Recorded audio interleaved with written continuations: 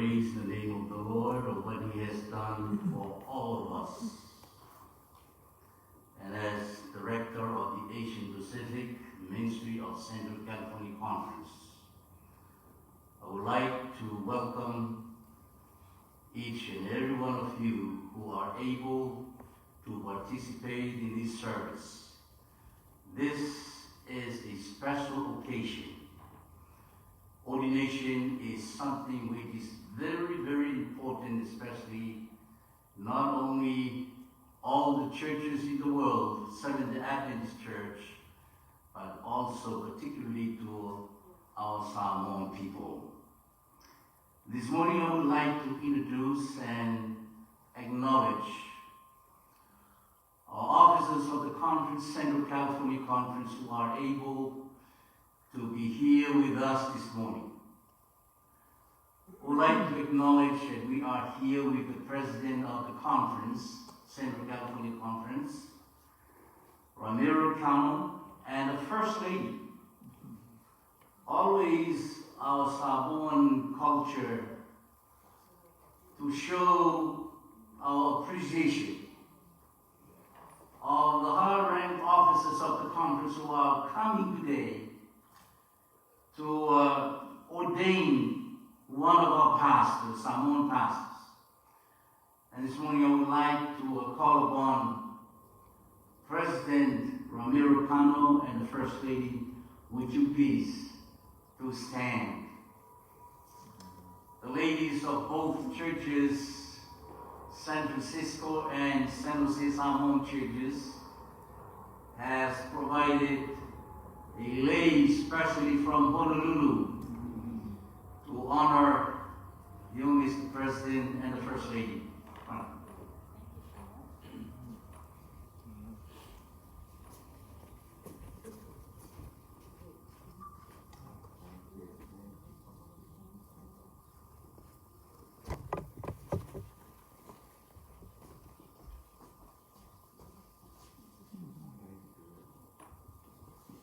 Also, I would like to acknowledge the Executive Secretary, Dr. Ronald Rasmussen, the Executive Secretary of the Central California Conference, Seventh-day Adventist Church. Ron, we have provided this lay especially for you. Unfortunately, we are unable to be here with your wife.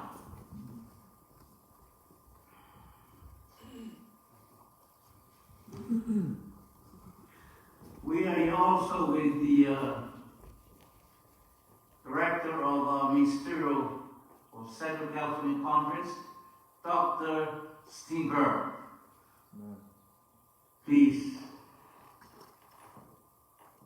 rise.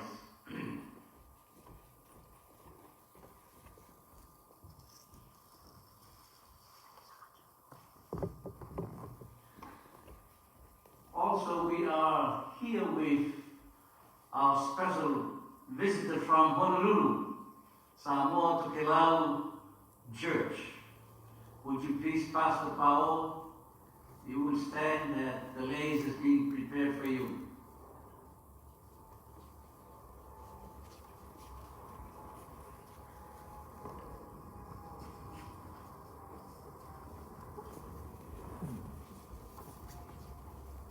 The reason why we are here this morning is to celebrate an ordination of Pastor Louis Yanap. Please bring a lays for Pastor Yanap.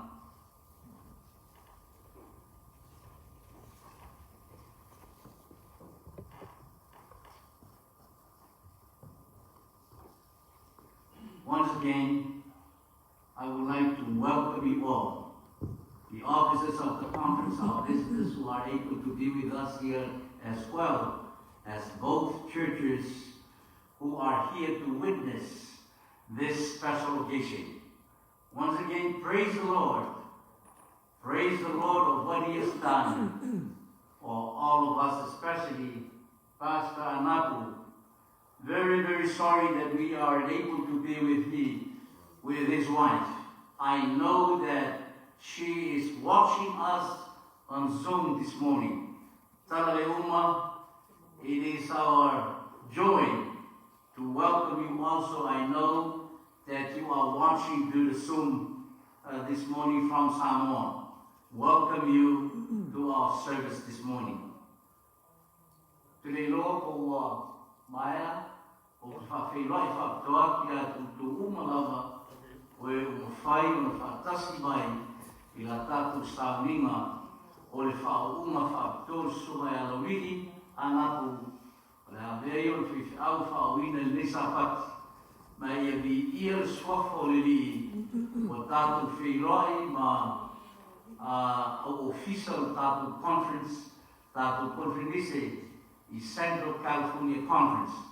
O leo tātou mafuta ma le presidente, ma lona whaltua, whapefoi e le secretary le conference tā whatasi ai, ia le ngata i lea, o le secretary ia, o le tātou whaiwha umalawa, a le tātou conference i Central California Conference, o mwhaiu whatasi mai nei tai au, ia ia swafo le li.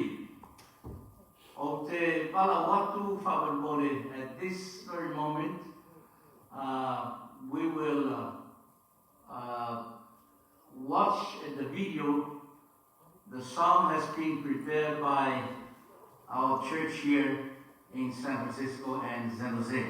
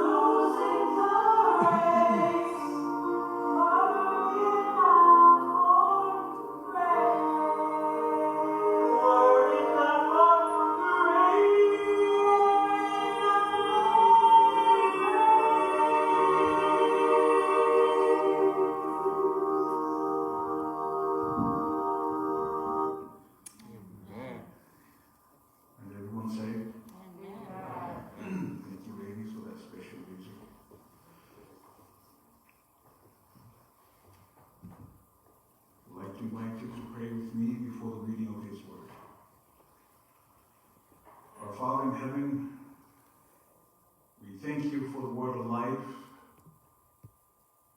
I pray that you will grant us your Holy Spirit as we journey through your word.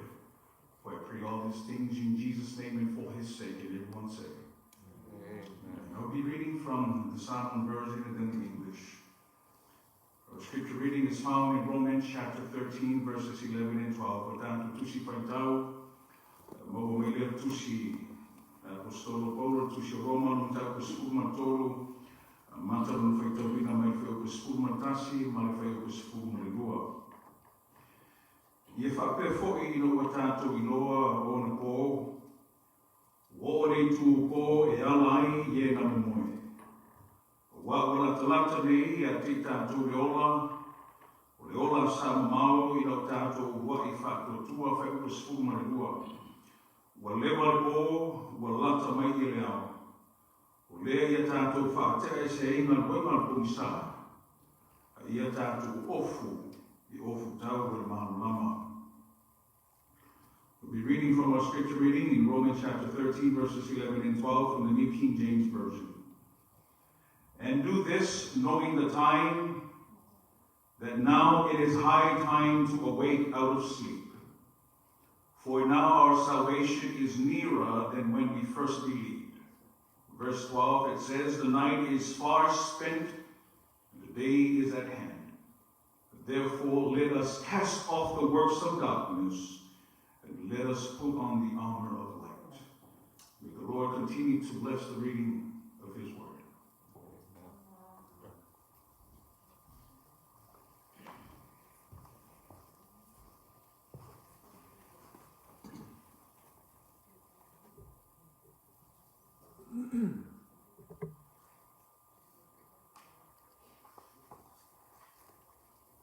Let me share with you a story about Bill.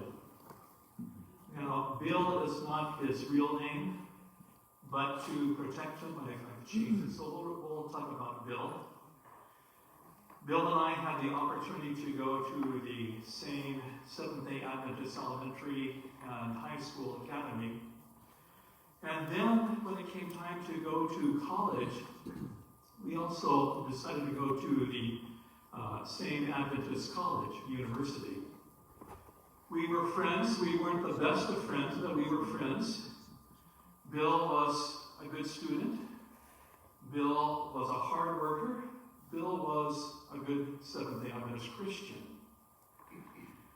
It must have been about in the sophomore or junior year of college experience that I noticed something about Bill. We would have what we called chapel. It wasn't a building, but we would have a time where the university students would gather either once a week or once every other week. During a Tuesday, during the day, attendance was required for the religious service during that time. And it was just a great opportunity. But what I noticed about Bill is that he couldn't stay awake. Now, he wanted to stay awake, but he would fall asleep. Time and time again, he would fall asleep during that time. I'm thinking, we're in the house of God. We're here to have a great worship experience as a university during the weekday. And why was it that Bill would fall asleep? As I chatted with him, I discovered that Bill had to work late at night and early in the mornings. And as I said, he was a very hard worker, a good student, but he just had a hard time staying awake. How often do you wake up? How often do you wake up? Now, I did some research, not scientific research, but what many of us do, we search the internet. And so, as I discovered, some adults, they were saying that the range on an average night, that adults would wake up about 2 or 3 times a night.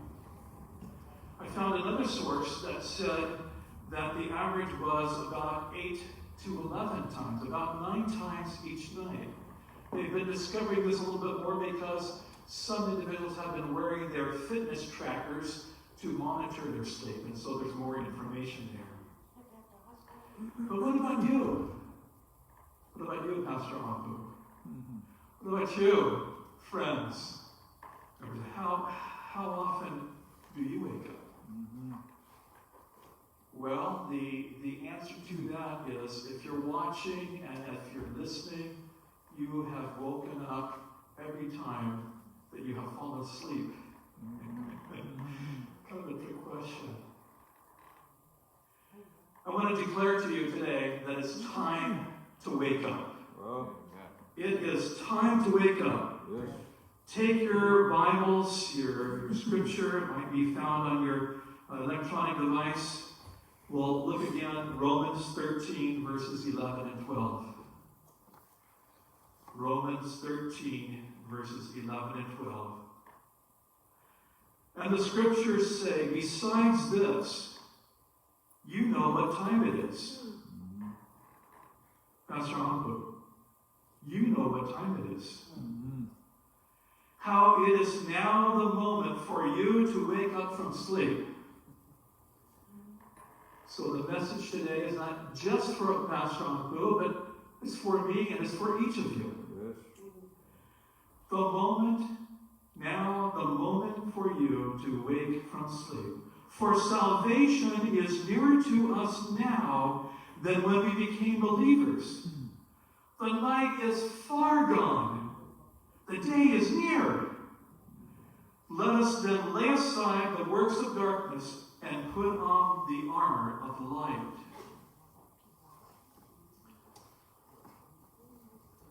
Why does the church exist? And why does this church, the South San Francisco Samoan Seventh-day Adventist Church, and the San Jose Samoan Seventh-day Adventist Church, why does the church where each of you attend, why does it exist?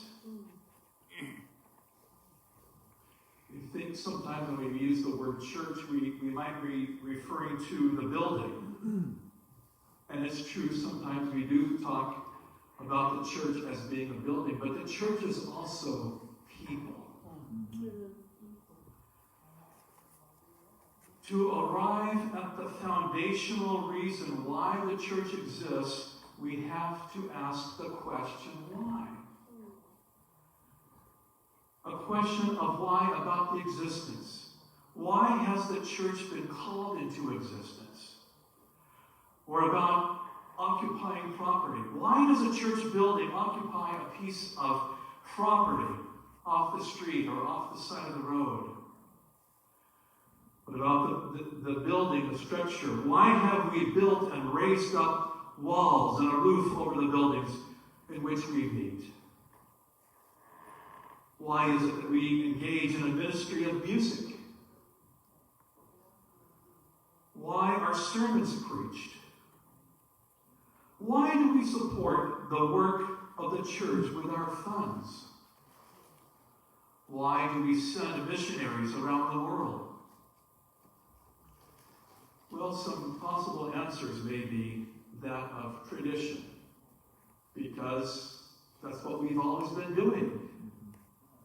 Or maybe we think it makes us comfortable, so that's why we do these things. Worship, study, fellowship. Oh, how we miss fellowship during this time of COVID. Prayer. Jesus said, my house shall be called a house of prayer. Discipleship. Service. Meeting the needs of the community.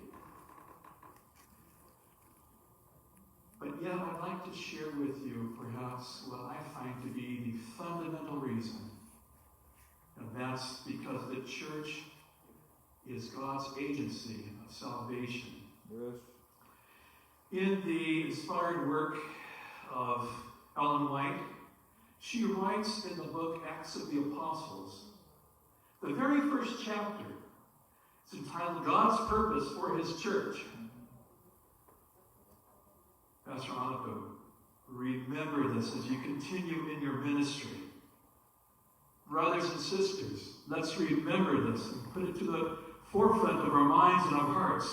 She says, the church is God's appointed agency for the salvation of men, for the salvation of people. It's God's appointed agency. It was organized for service, and its mission is to carry the gospel to the world. From the beginning, it has been God's plan that through His church shall be reflected to the world His fullness and His sufficiency. The members of the church, those whom He has called out of darkness into His marvelous light, are to show forth His glory. Pastor Anako, we've seen a bit of that glory from God's glory in your life, in your ministry. Brothers and sisters, it's not just about the pastor allowing God to show forth His glory. It's about each of us being able to show forth God's glory in our lives and each of our ministries.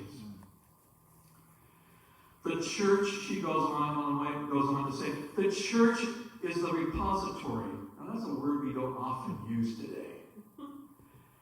The church is the bank. It's the treasure house. It's the storehouse of the riches of the grace of Christ. And through the church will eventually be made manifest, even to the principalities and powers in heavenly places, the final and full display of the love of God. So when we come to a building called church, and when we're involved in a worship service, and when we're involved in serving the community in the name of our Lord and Savior Jesus Christ, it is in this experience that God can have His final and full display of His love, that people will be seeing through us, as we have been seeing through Pastor Anako. So I say today, join me in, let's wake up to our purpose. Now, Pastor, there will be sidetracks. There will be attempts to deviate our minds and our hearts. One sidetrack can be getting bigger as a congregation. Now, hear me out. It's easy to lose our way and to imagine that church's primary goal is to get bigger. To build massive, massive buildings. To double our attendance every 3 years or so. A growing church has become the envy of those who aren't growing. Or maybe there's the sidetrack of making a good impression. Tempting sometimes for a younger pastor. We want to make a good impression. Another popular purpose is to make a good impression, to look good, or to have great sermons, or to provide good music, and on and on. But those things, understand, those things are not bad of themselves. If they're done for the right purpose, the right moment. But they are not primary. So let's stay on track, Pastor. Let's stay on track. To make all of this extremely practical, the question needs to be asked on a regular basis, why am I doing this? Why did I say yes when someone asked me to do something for the church or for the community? Why did I say yes? Why did I agree to that?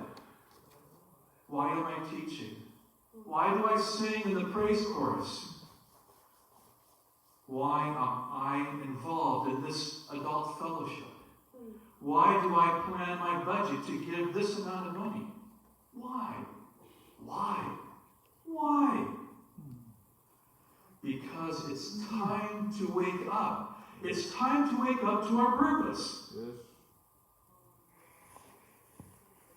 The Central California Conference of Seventh-day Adventists some time ago spent days, weeks, months. Brother Kalma, I think it was actually over a period of about a couple of years, a year and a half or so. We were given study to discover what is God calling the Central California Conference to do. What is the purpose? What is the vision? What is the mission?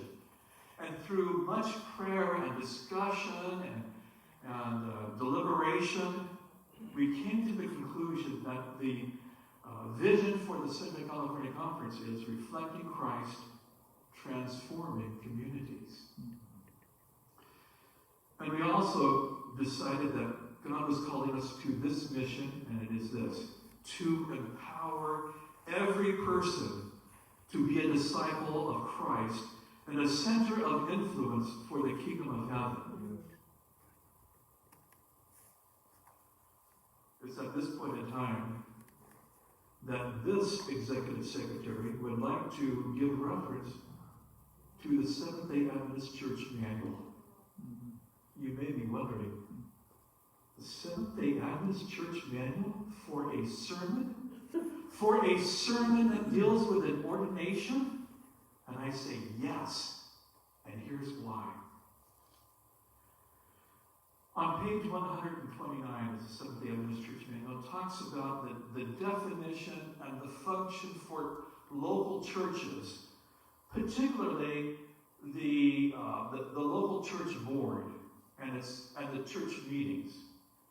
Notice this: it says every church must have a functioning board whose members have been elected during a church business meeting.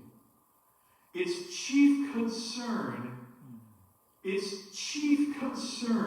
is having an active discipleship plan in place, which includes both the spiritual nurture of the church and the work of planning and fostering evangelism.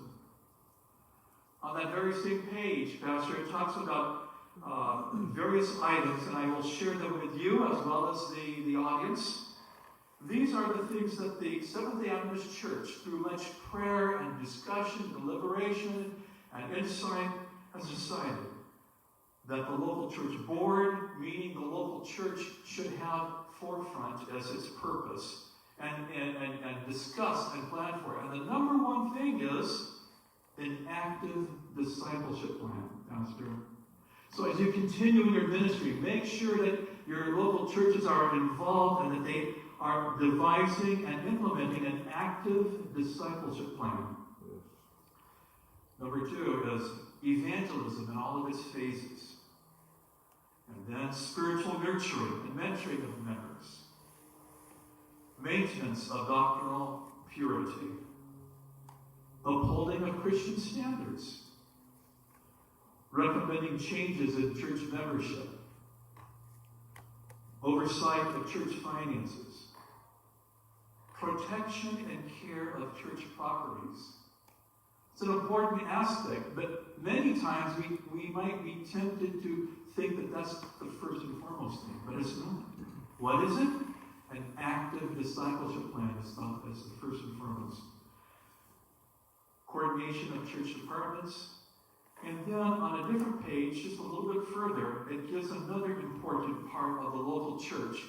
So for the local pastor to be involved in, as well as each of the local church members, and that is promoting Adventist education.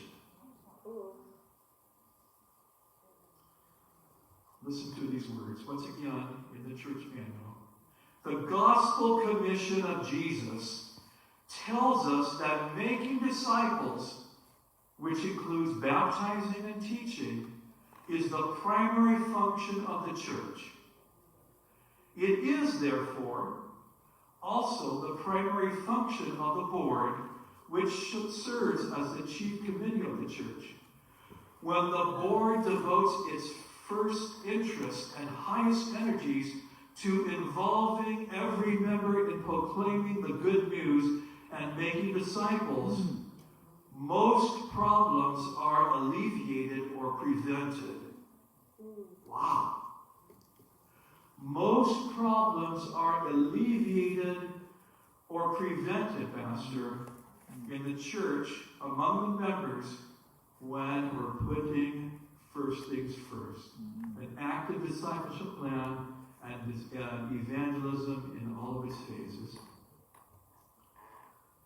And it says, positive influence is felt in the spiritual life and growth of the members. You can't but help it. When we're following, when we're on track, when we realize it's time to wake up, indeed, then we are putting first things first, and we're having, and others will know because we'll sense it and we'll see it be reflected in our lives, growth and a positive influence.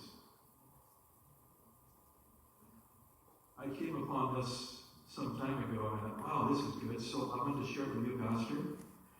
Components of ministry, helping us to stay on track in ministry. It says, the foundation of ministry is character. The nature of ministry is service. The motive for ministry is love. The measure of ministry is sacrifice. The authority of ministry is submission. The purpose of ministry is the glory of God. Yes. To be and involved in making disciples, effective disciples of Jesus Christ. The tools of ministry are the Word of God and prayer. The privilege of ministry is growth. The power of ministry is the Holy Spirit. The model for ministry is Jesus Christ. So how can it occur? How can this happen? First, by cultivating the habit of including the Lord God in every segment of your life, Pastor. For help, I say, continue to meet often and alone with Him. And secondly, to partner with other church members to use their spiritual gifts and to equip others for the work of ministry. In Ephesians chapter 4, verses 11 and 12, Paul writes these very precious words. Now, in the New Testament, there are 3 key chapters that talk about spiritual gifts. It's our conviction that Christians, that each Christian has at least one gift that's given by God to help in building up the body of Christ. Those 3 chapters are Romans 12, 1 Corinthians 12, and Ephesians 4. And I want to focus on Ephesians 4, verses 11 and 12. Paul writes, it says, the gifts he, meaning God, the gifts that God gave were that some would be apostles, some prophets, some evangelists, some pastors and teachers. To help us realize in the language here, pastors and teachers is one and the same. It may be a little bit different aspect of ministry, but they're a package. Some pastors and teachers. And now what for? Why are these spiritual gifts given? What is it that we're wanting Pastor Anabu to continue to grow in and help us? What is it that each of us as members of the body of Christ are to be doing? And what's the purpose? It says in the scripture here, to equip the saints for the work of ministry, for building up the body of Christ. Some versions of the Bible may have for perfecting of the saints. But in reality, it means to equip. To equip the saints for the work of ministry so that each of us are involved in ministry. It's interesting, this word equip. It comes from a verb that has to do with setting, I'll use the analogy, setting a broken limb, a broken arm, or a broken leg. It's setting that in place, putting it back to where it was designed to be. This word is also used of nets, of mending nets. when the fishermen would go out, and sometimes they would, the nets would get torn, so they'd have to mend the nets. And that's what it's about. It's the basic idea here is that we would be able to put something back into the condition in which it ought to be. So, Pastor, you are to work with other members to help them and to help them be back in the condition that God has designed them to be. Yes. But it's not just for Pastor here. It's for each of us to help one another, that we would be able to help with God's power and His wisdom to help that we could be put back into the condition which He has designed us to be. So yes, it's time to wake up. The passage in Romans said, salvation is closer to us now than when we first believed. And it's not talking just about the fact that I'm saved in Jesus Christ. It's also referring to the fact that Jesus Christ is coming soon. And it's sooner now than when we first believed. Oh, what a joy. What a joy for us to be awake during this time of life's history. So I say, let's do more than wake up to the purpose of the church. Let's accomplish it. Let's accomplish it in His strength and for His glory. Yes. Amen. Amen.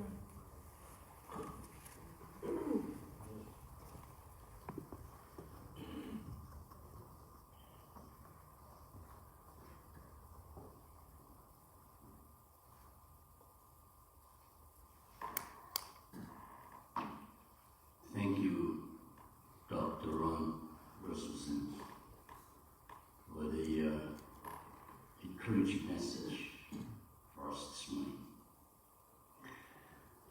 It was 2014 that I first met Pastor Louis Anand. When I went to the graduation in Andrews University with my daughter, and that was the first time that I met Louis. Graduated together with my daughter in Andrews University. I knew him. I had the privilege of talking to him once. As a matter of fact, we went and like a small party, one of the restaurants over there, to celebrate the graduation of our Samoan students. And then we depart from each other. We talked to each other, and he told me if possible he can come and help me over here in San Francisco. But later on, I found out that he decided to go to Honolulu, helping Pastor Sinati Pao, who is here with us this morning. And then after that, he had a call from Samoa to be the pastor in American Samoa, and he spent 5 complete years in Samoa. When I came to the funeral of my sister, that was the church where he pastored. Came to bury her, and I heard him preaching. We had a talk, and I listened to him preaching. And I thought to myself, he's a good preacher. So when I came back, I heard news from some of the church members. They loved Pastor enough to be the pastor. We had a contact by phone. When San Francisco here was open, when my associate already left, but he kept on calling me if he can come here to assist me in San Francisco and San Jose. So that was the time that we had the negotiation, I came and see the president of our conference and trying to introduce, because there was a need here in our churches. I heard Larry had done a good job in their ministers to our Samoan people for complete 5 years. So I decided to introduce him to our conference here, and I praise the Lord that he's able to be with us. I spoke to the district director of American Samoa, the church, and also he gave me a good report. He wrote to me and gave me the conference with the attachment of the letter from the union that they have decided they wanted and approved in American Samoa and through the executive committee for Larry to be ordained. So that was the reason when I came back here and I went, it was last 2 years, the end of last year, then I went to American Samoa and we had confirmed he's coming down here to be the pastor of both churches, San Francisco and San Jose, to be my associate. So observing Larry, all this, I know that this is more than a year, and I appreciated working together with them. And I praise the Lord for bringing him here to be my associate.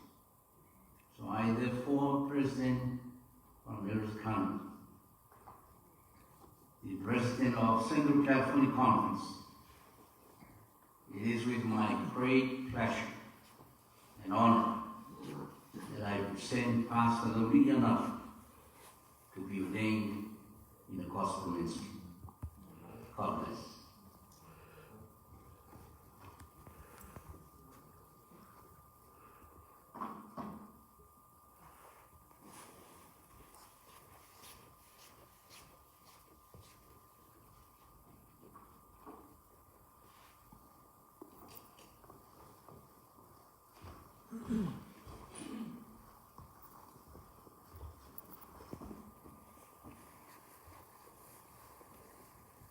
Good morning, happy Sabbath. It's an honor and privilege to be here for this momentous occasion.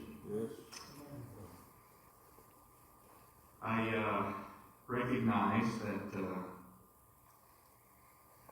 this is a different, odd way these days to worship, through these digital means, and we do praise the Lord for that.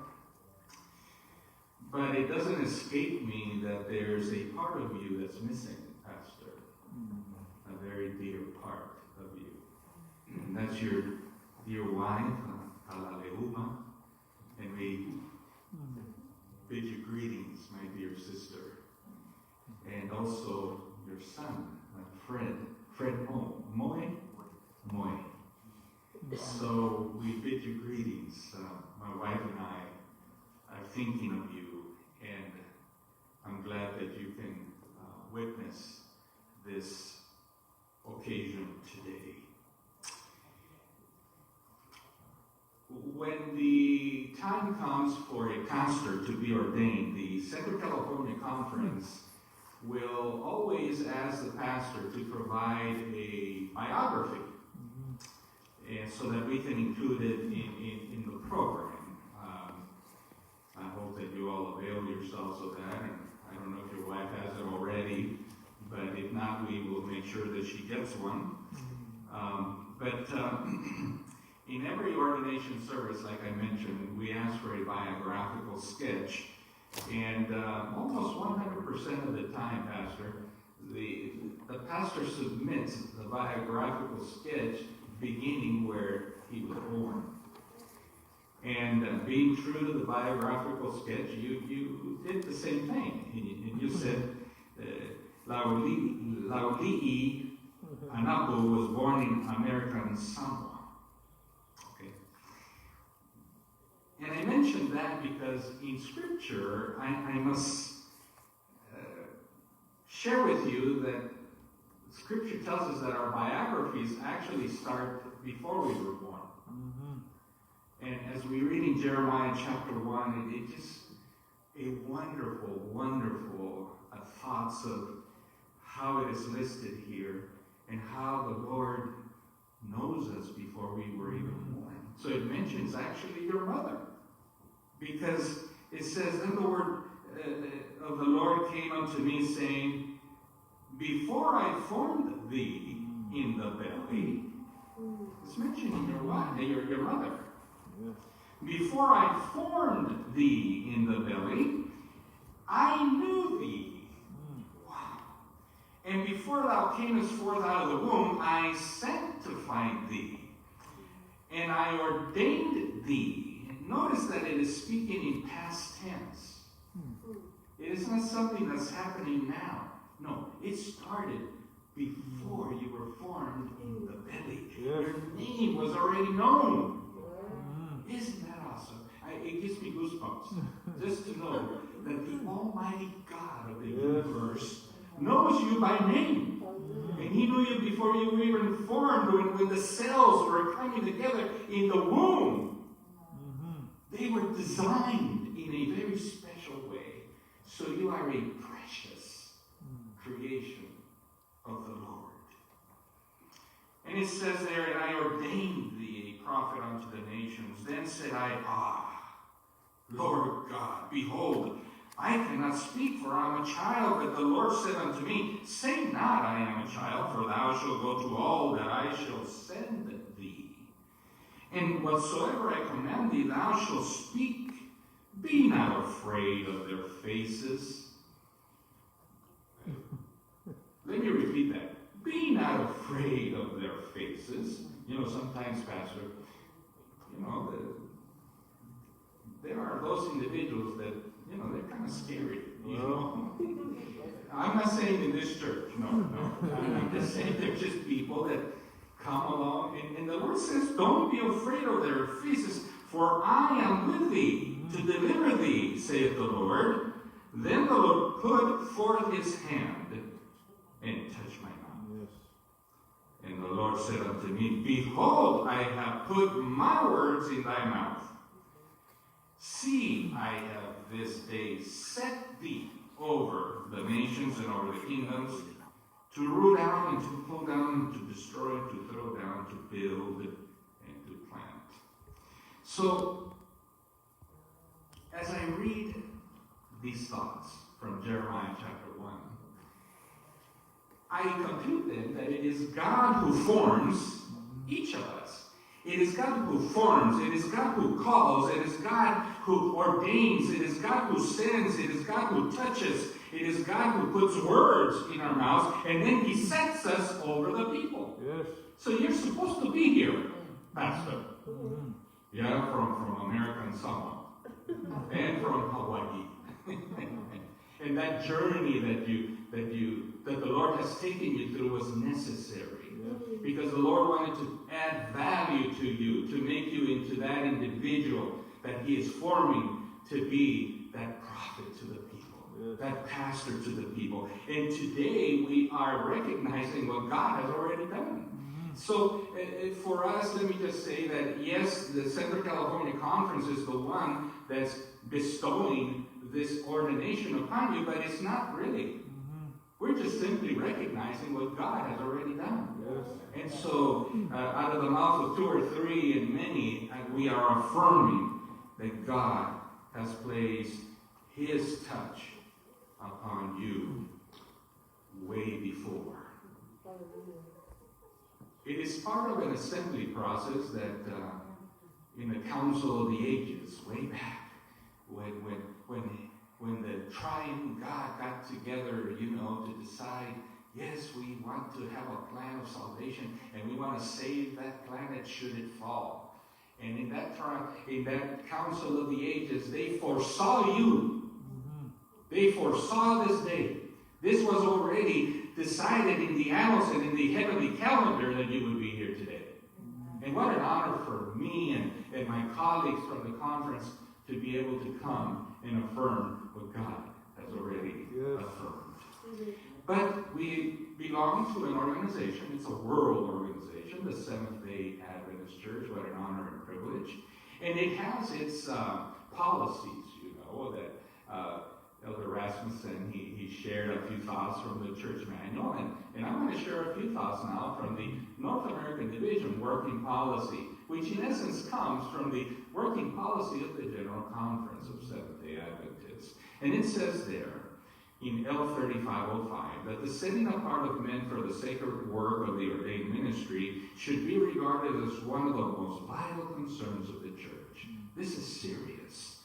Ordination must never become simply a reward for faithful service or be considered an opportunity to add title or prestige to an employee.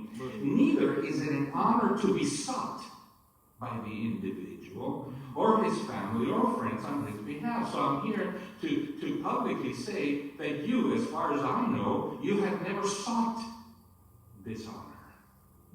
It is being bestowed. We might say, well, it's being bestowed by the Central California Conference. No, it's being bestowed by God. We're just recognizing what He's already done. It also says that in L3540 that soul winning should be a call of the calling. Let me restate that. That soul winning is a proof of the calling. Ordination of men who have not given clear evidence of their call as soul-saving ministers must be avoided. Wow, that's serious. And Gospel Workers, LMI speaks there on page 437, there has been too little done in examining ministers. And for this very reason, churches have had the labors of unconverted, inefficient men. The only way in which we can correct this widespread evil, she used the word evil. The only way in which we can correct this widespread evil is to examine closely everyone who would become a teacher of the Word. Those upon whom this responsibility rests, I read that this is the administration, those upon whom this responsibility rests should acquaint themselves with its history, since he professed to believe the truth. So, dear brothers and sisters, when a pastor is ordained, it's not something that is done flippantly or that is done overnight. In fact, it takes over 10 years for a pastor to actually go through the journey of being eligible to become a pastor and be ordained as one. So we have reviewed, and thank you for sharing in your biographical sketch, the journey, which started there in American Samoa. I'm reading there that actually you were a policeman. The policemen actually have a similarity to what we do as pastors. In fact, here in the U.S., police, it says they are called to what? To protect and to serve. Yes. Well, doesn't that describe what we do as pastors as well? So, pastors, God was already designing what you would be doing. You see? Now, maybe you were taught also some self-defense and all of this other stuff. I don't suggest you use that on your members, but who knows? Maybe someday it will become necessary. Anyways, God has been so good to you, because as I read your trajectory, I see it as a building block, as you will. And I praise God for that. Because no part, as we look back, even the challenging times, somebody has asked me, when I've shared some challenging times in my past, Pastor, would you rather not have gone through that? I said no, because that was designed by God to sharpen my character. In fact, it was the most difficult members in my trajectory as a pastor that taught me the most. In fact, they gave me a lot of sermon material. So it made me think and contemplate and study on how to deal with the human element, and how to be what was the purpose?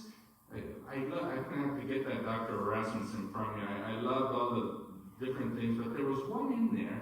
I think it was the purpose. It might have been some. You'll correct me, I know. But it was the fact, the love of God. It's love that motivates us. It is love, the purpose. It is about loving. So God has to show us how to embrace and how to, for that love to become part of our being and for it to be natural. Because what's natural is to actually not love. That is what's natural for us human beings, sinful that we are. So if we are going to behold Him and become changed, we need to behold His character. We need to behold His love and let that love now become part of the natural part of you and I as servants of the Lord. So therefore, we need to know how to deal with difficult people the way Jesus would, in a loving way. So, Pastor, as I have read already, it is incumbent upon us then to make sure that we are examining the ministers. And so as such, I'm going to ask you to please stand up, and I'm going to examine you in front of these witnesses. Don't get nervous on me now. Anyways, dear ones, part of the process is to not only observe you from afar and observe your ministry up close, but also we had an opportunity to invite you to come to the conference office to be examined by the ordination committee. And you were asked many questions there. And from there, it was approved to recommend you to the executive committee of the Central California Conference. They also approved and recommended the ordination to the union. So it went to the President's Council, who also examined you. Then from there, it was recommended to go to the union executive committee, and they also approved that. So when they approved it, so now we have the privilege and opportunity and the approval to now ordain you. So I go through this process so that everyone knows that to be here this day, it's a long process and one that is studied and looked at very carefully. And as we do for baptisms, we also do this kind of the same thing with our pastors when they are going to be ordained, so that we have witnesses who actually. So I'm going to ask you a few questions. Pastor, do you believe in the 28 fundamentals of the Seventh-day Adventist Church? You may want to speak up a little more. See, I'm getting older and I can't hear. Sorry. Do you believe that there's one God, Father, Son, and Holy Spirit, a unity of three co-eternal persons? Yes. Amen. Do you believe that in 6 days the Lord made the heavens and the earth and rested on the seventh day? Yes. Amen. That we are saved by grace through faith in Jesus Christ? Amen. Do your beliefs also include the biblical teaching of spiritual gifts, and that the gift of prophecy is one of the identifying marks of the remnant church? Yes. Amen. Do they include also the ministry of Jesus in the heavenly sanctuary as it relates to the 1844 message? Yes. Amen. Do you also believe that in the law of God and the sanctity of the seventh-day Sabbath? Amen. Do you believe in the last day proclamation of the three angels' message to the world? Yes. We are called to be a godly people who live and order their lives in harmony with their principles, with the principles of heaven. Are you willing to move forward in that direction as well? Yes. Order your life through those principles. And also, are you in agreement with these Bible truths and principles as taught of the Seventh-day Adventist Church? Let me share that. Do you believe in and stand in support of church organization? Yes. Amen. Will you support the church by your tithes, offerings, and personal influence, and guide the flock to do likewise? I do. Will you agree to follow church manual principles and guidelines in the management of God's church? I do. Will you support the worldwide mission of the church? Yes. Will you support Adventist Christian education? Yes. You know, we have a principal in this church who will hold you accountable to that. Thank you, Florencia, for your ministry of education. I had to mention your name so that the world will know that this church loves Adventist education. And we want our pastors to do the same. Will you commit to disciple, train, and equip a people to evangelize your local community for Jesus Christ? And finally, will you link hands with the Holy Spirit to prepare a people to stand on that day when Jesus appears in the clouds of heaven? Amen, amen, amen. Christ, you may be seated, Pastor. Dear ones, it is necessary that we take time to examine our pastors. Why? Because the enemy is constantly throwing winds of doctrine, to want to bring confusion to the church, to want to just put shades of different beliefs into our church. You know, one that we have seen is where some will even question the Holy Spirit. Some will even say that Jesus was actually a created being.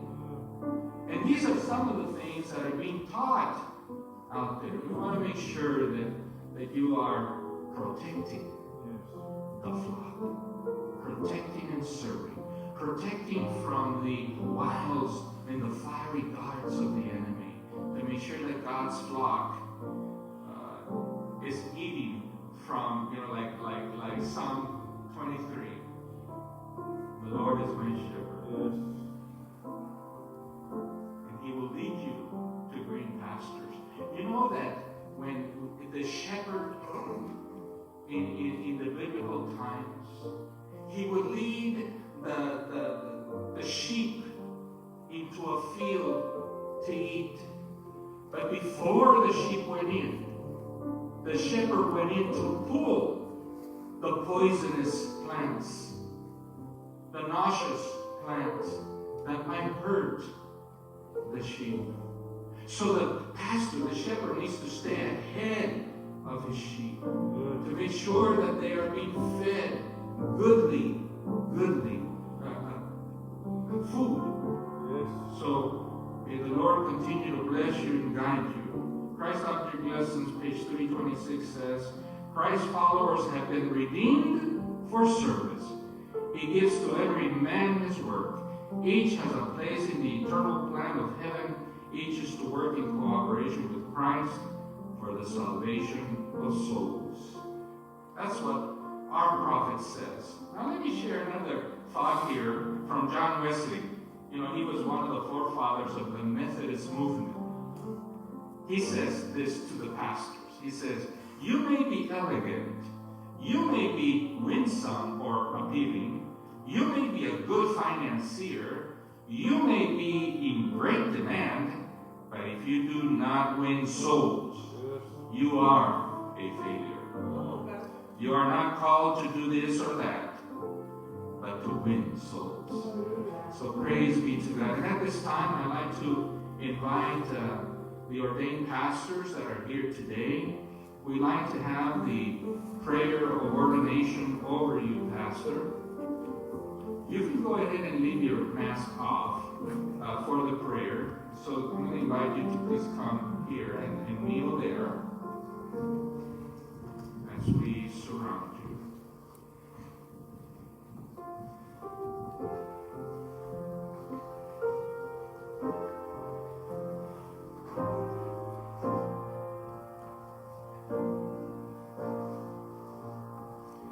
Let us pray. Lord of heaven, we pause just now to express our gratitude for your love, for your tender care for each one of us, your children. Father, we read in Scripture how you, even before we were formed, you knew us, Lord.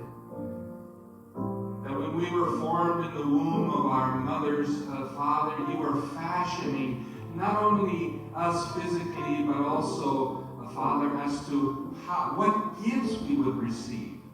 And you planned a path ahead of us for us to journey on, Lord, where you place people to add value to us. You also allowed difficulties to come, even difficult people, Father, to help sharpen our characters, to help smooth out the rough edges, to square out those corners, Father, that needed to be squared off. And Father, we know that this day did not come by chance. It was already ordained by you, Father, in the council of the ages. And so we come here today with this spirit of gratitude, Father, knowing that this, your son, Pastor Anapu, is a result of a loving process, and he is a product of heaven, Father, because there are those who need to come to know you, those who you want to live with for eternity, and you will bring those by your servant, Pastor Anapu, so that they may learn the beauty of who you are. May his character always reflect. May his words be anointed.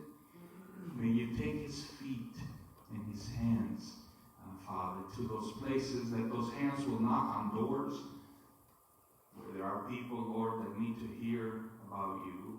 That his feet will take him, Lord, to places where he will run into individuals who need to hear about you.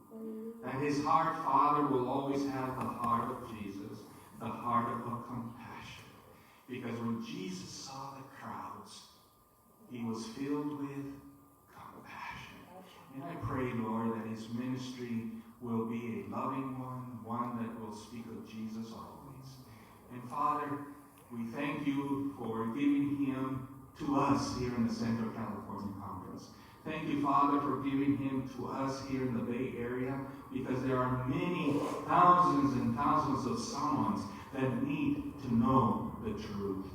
So, Father, please empower him. Give him a double measure of your Spirit, and please anoint every thought, every word, every action that this your servant will do henceforth. And so it is now, as we lift our hands, that we do so, Father, ordaining him in the name of the Father, the Son, and of the Holy Spirit. And we thank you, Father, for affirming this occasion, this event, by anointing him with your power. And we do so praying in the name of Jesus Christ. Amen and amen.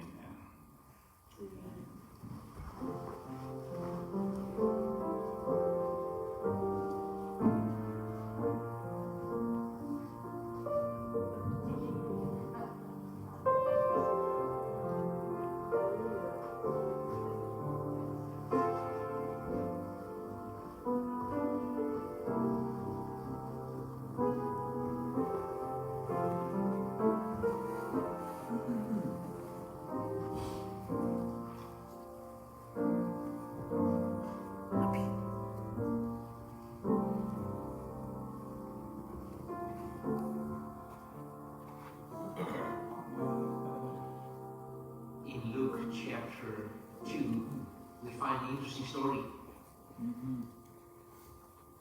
Jesus and his parents go to Jerusalem for the Passover. The Passover is a very interesting event because for us as Seventh-day Adventists, it's a beautiful thing that points to Jesus. But to the Jew in the New Testament, it only pointed backwards. To the escape from Egypt. So the Jewish scholars taught in New Testament times that you don't use leaven in the bread because you can't wait for it to rise. We're in a hurry, we're going to leave Egypt. In fact, they believe that you have to bake the bread from start to finish in 18 minutes or less. Otherwise, you've sinned. They had to eat it quickly, standing, staff in hand, ready to go. And so by the time we get to the Old Testament, this was a formalistic, ritualistic thing that they did. Just going through the motions. It wasn't about the Messiah. It wasn't about the sacrifice that enabled their escape from Egypt. So our story starts in chapter 2, verse 21.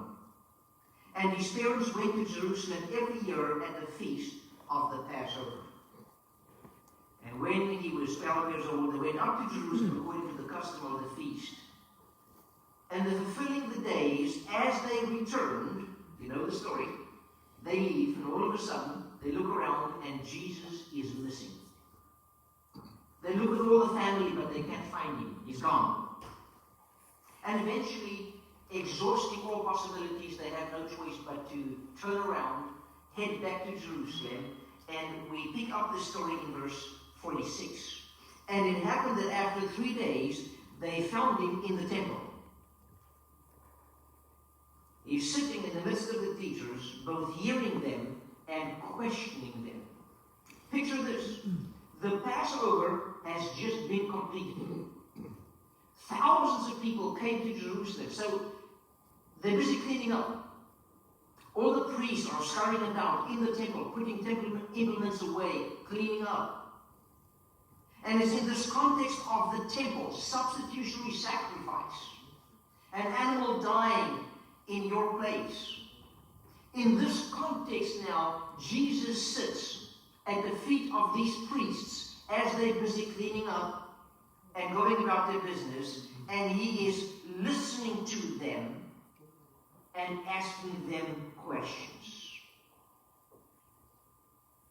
But as a police officer, you'll know that there are ways of asking questions because you're interested, and there are ways of asking questions to get a confession. It's called interrogation, right? It's very interesting here that Jesus is not sitting at the feet of these scholars, of these priests, and just asking them questions about, explain to me this, or what can I learn about this. The Greek here used the word epenrato, which means he's questioning them to show them their error. Imagine the 12-year-old boy interrogating. That's where we get this word. Interrogating to show their error to the priests. And we can imagine what's going on here because this is the temple. They've just had Passover. And they talked about being in a hurry, Exodus, escape from Egypt. And Jesus asked them, hold on. Why was it necessary to sacrifice the lamb? Why did the blood have to be on the doorpost? What does leaven really represent other than just time? You see, Jesus is asking questions to lead them to the Messiah. But of course, they don't get it. I want you to notice something very interesting here. Something magical is taking place between verse 46 and verse 47. Scripture doesn't tell us what happens in between these two verses, but I want you to notice something. Let's read verse 46 again. And it happened after 3 days they found him in the temple, sitting in the midst of the teachers, both hearing them and asking them questions. So in verse 46, who's doing all the talking? Jesus is hearing them. Who's speaking? They are. The only speaking Jesus does is the odd question, which is not a question just out of English, but remember, eperado, to inquire, to interrogate. And so, look at what happens in verse 47. And all who heard him were astonished at his understanding and answers. Wait a minute. Who was doing all the talking in verse 46? The priests. Jesus just asked questions. But all of a sudden in verse 47, the next verse, and all who heard him were astonished at his understanding and his answers. Wait a minute. In verse 46, he's asking them questions, but in verse 47, he's answering. Something magic is happening here in between these two verses. And what is happening is He's asking them questions for which they don't have answers. And so they turn around. Well, what do you say? And it's in this context now that he is giving answers to the questions he has raised. And they're astonished at his insight, his understanding. In fact, the Greek word used for understanding here, sunesis, means to put things together, to connect things with each other. Jesus is connecting the Passover which he just had with the message of the Messiah, with substitutionary sacrifice. Connecting the dots. And the Greek word used for his answers here means not just answers, but his conclusions after connecting things together. Jesus was giving them a lesson in theology. There's much I want to share, but I will conclude here with a charge. Jesus, throughout his ministry, starting at the age of 12, was in the business of connecting the dots. On the road to Emmaus, Jesus connects the dots of all the Old Testament to the events of what happened in the crucifixion weekend. Jesus and all his parables are connecting dots for people to get whatever it is that is connecting and teaching them. And as a pastor, much of what we do is about connecting the dots. Yes. So this morning, I have 4 charges for you as a pastor. Charge number 1. It is our duty as a pastor to connect the dots between people and God. That's our job. Connecting people with God. Connecting the dots in Scripture and theology so that they will see God and to create a picture of God with these dots that they will fall in love with Him. Number 2. It is our job as pastors to connect people with people. That's what discipleship is all about. Connecting people to mentor, train, and equip other people. As a pastor, it's our job to work behind the scenes to connect people with God and with people. It is your job as a pastor yourself to connect with God. And to look at all the pieces as to where God is leading, connecting those dots together. It is your job to connect people with ministry.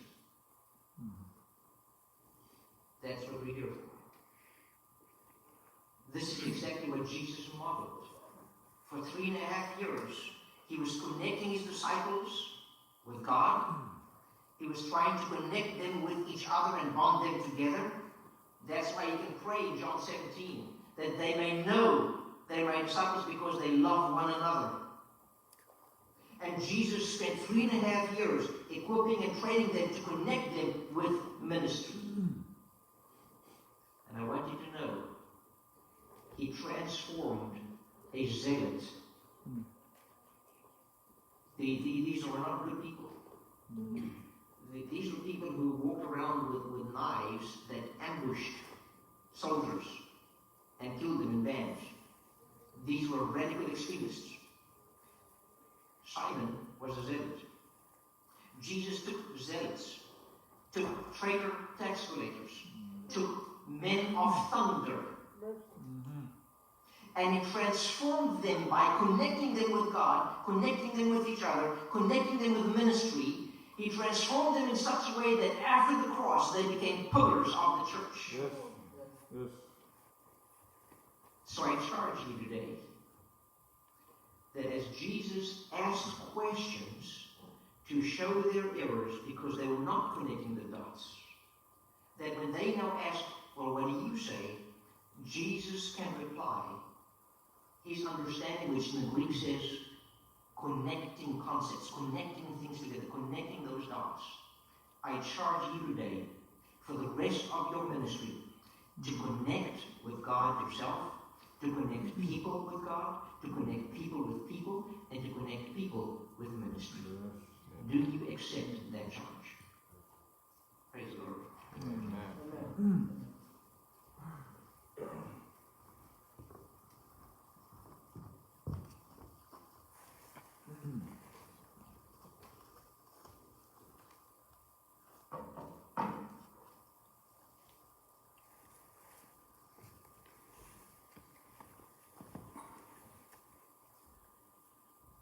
Pastor, you came into this sanctuary today, and you came as a licensed minister.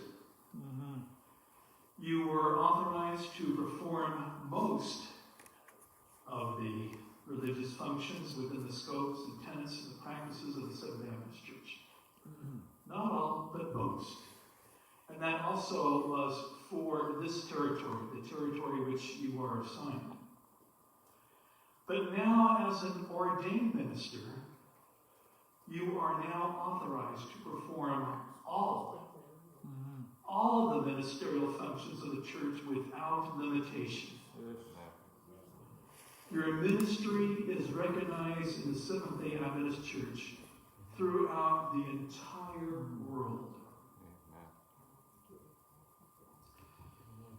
Throughout life, you have had different titles, and you maintain some of those.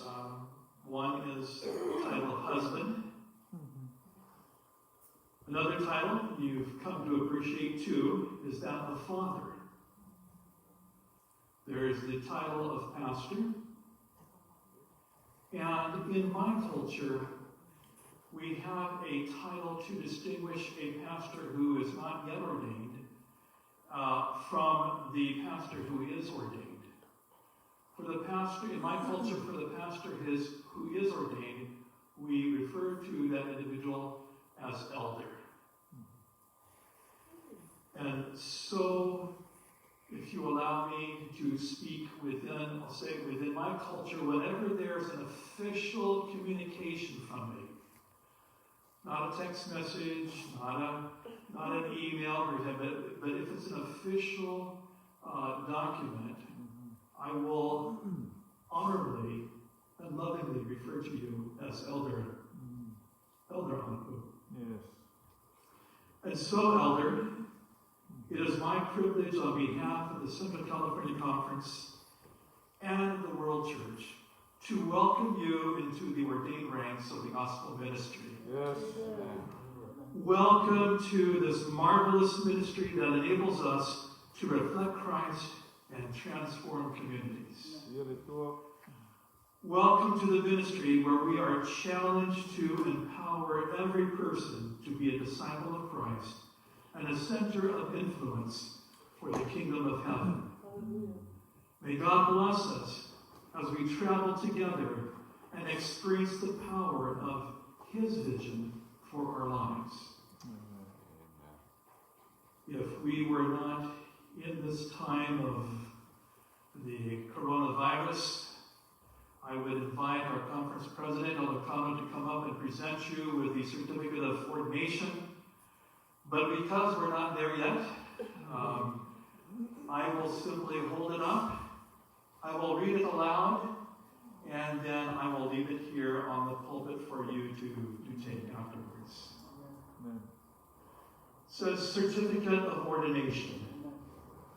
The Central California Conference of Seventh-day Adventists confers the Certificate of Ordination upon Lali'ipo Anapu, who has given satisfactory evidence of his calling to and preparation for the sacred work of the gospel ministry, and is duly authorized under the provisions of the Seventh-day Adventist Church to perform all functions of this ministerial office.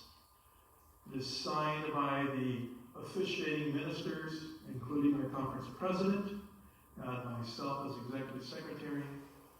It's issued in the city of South San Francisco, California, on the 20th day of February, 2021. God bless you all. Yes. Amen.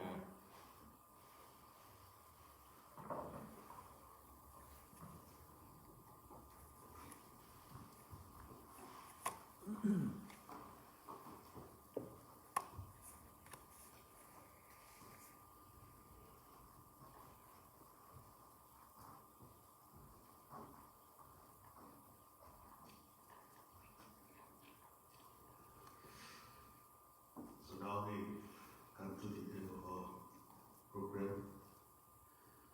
Thank you so much, President Carol, good wife, also the administration, for being here today in this special service in my ordination.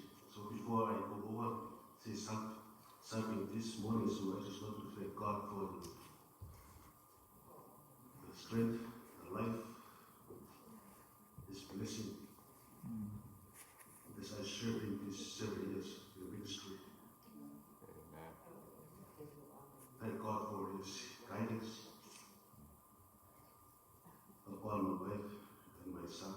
I know my wife should be here with me. But I think that they will be here very soon. Amen. Thank God for His protection for us. So, secondly, I just want to say thank you, President Khan, the administration,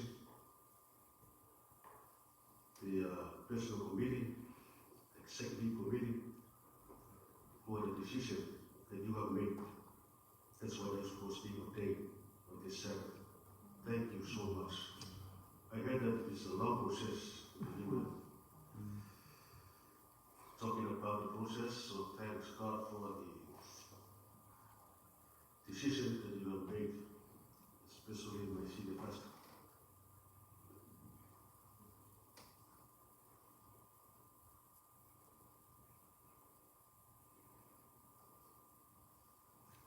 Thank you, Pastor Manuel. Amen.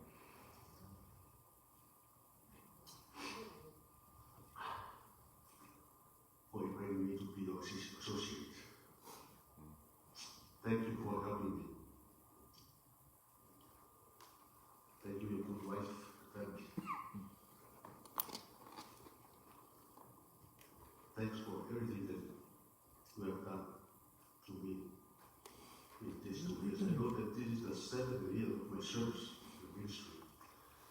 And these 2 years, I will never forget because I received a call in the time of pandemic. So I left my wife for 2 years to my son. So thank you, Pastor Noel. Also, thank you to our churches, San Francisco, our elders, and our members of the church from San Francisco, San Jose. Thank you so much for supporting. Thank you for everything. Amen. Thank you for being with us. We are working together for these 2 years. Thank you so much, San Jose, San Francisco.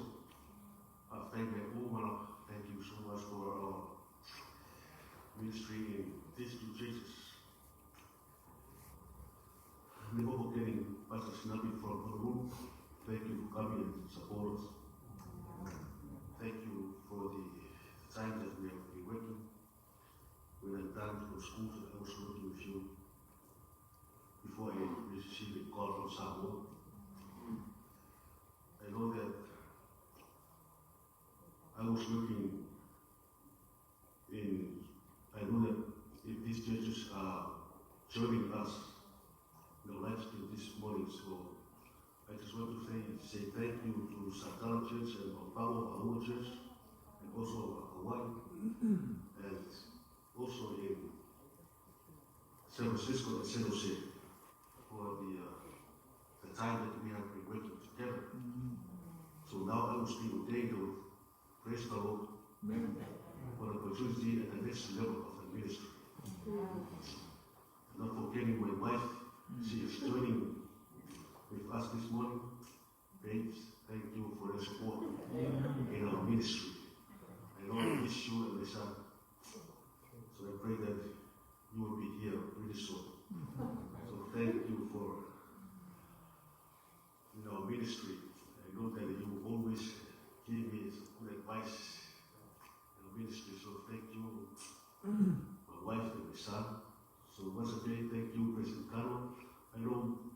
this is the last ordination before you leave. Thank you for being with us this service. I miss you. You'll be really pretty soon, so I miss you very much. Thank you. And also the administration, Pastor Sam, Sleeper. Thank you for this special service. So, Akayatu, Tabu Kalisinabua, Akayatu, Wow, Chufatua, Bishop Pamal, Nekula, Tatu, Tana. And once again, thank you very much. Amen. Amen.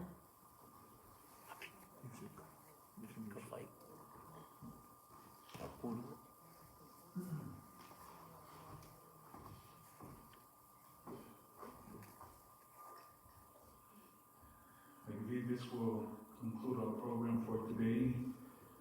I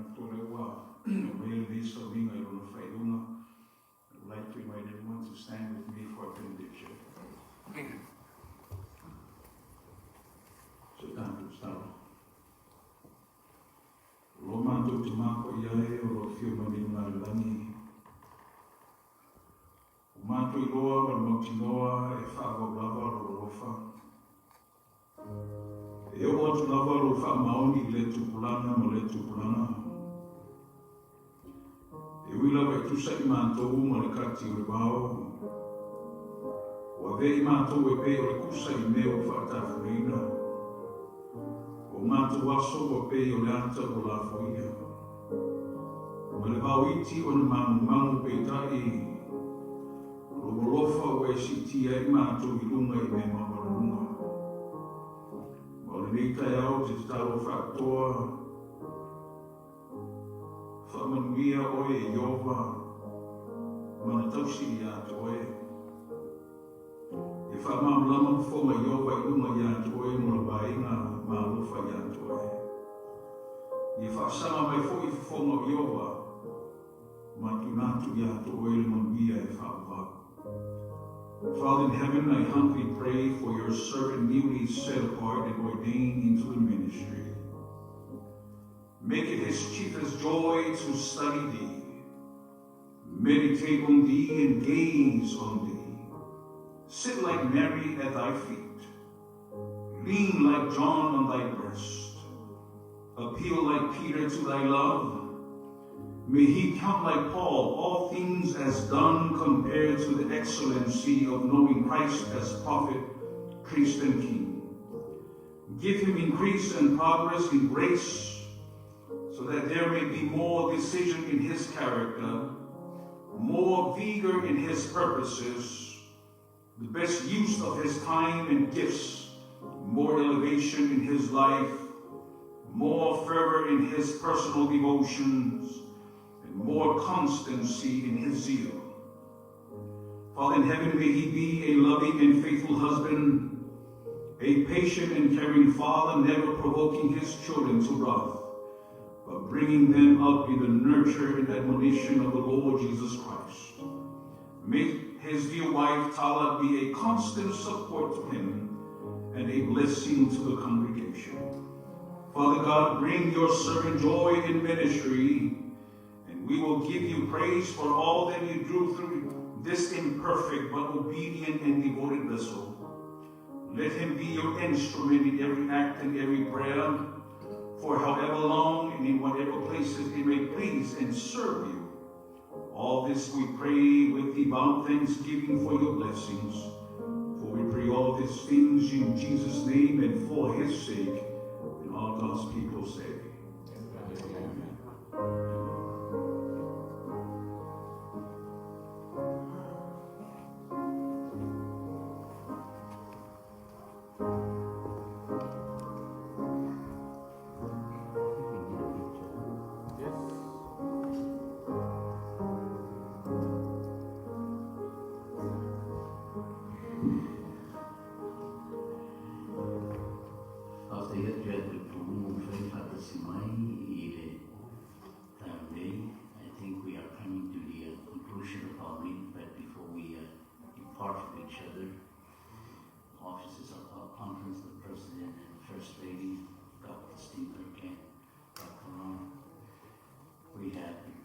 Some stuff at the back on your way out.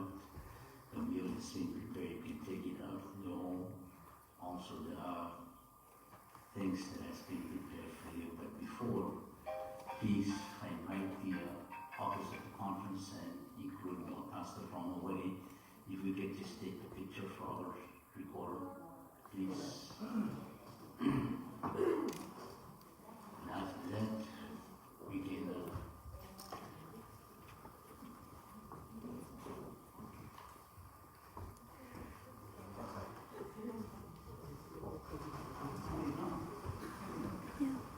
I'll take it here.